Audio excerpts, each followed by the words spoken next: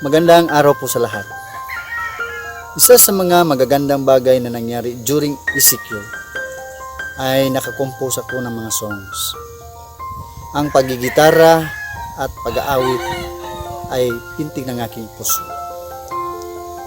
Nagpapasalamat ako kay Lord kahit nasa pandemic tayo ay pinapakita pa rin niya ang kanyang pagkadiyos.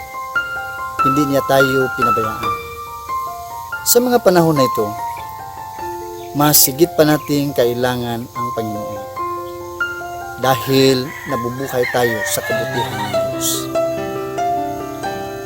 Nagpapasalamat din ako sa Panginoon sa mga taong nakilala ko para makatulong sa akin upang maibahagi ang mga talento na bigay ni Lord.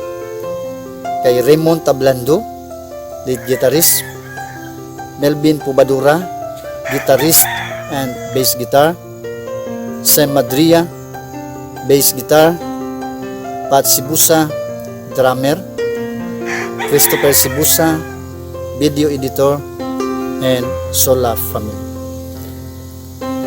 Nagpapasalamat din ako sa Panginoon sa lahat ng nag-subscribe at nanonood ng J6 Heart Channel. Sa mga hindi pa nakapag-subscribe at nakapanood, thank you in advance.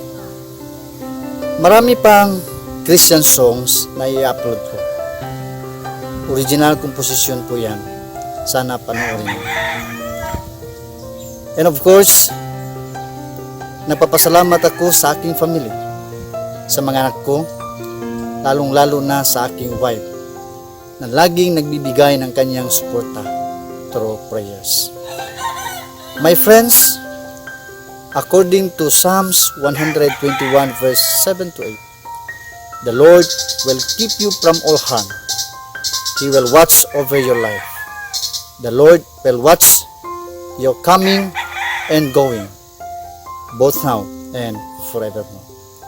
Sana sa lahat ng nanonood ng video na ito ay pagpalain po kayo ng Panginoon.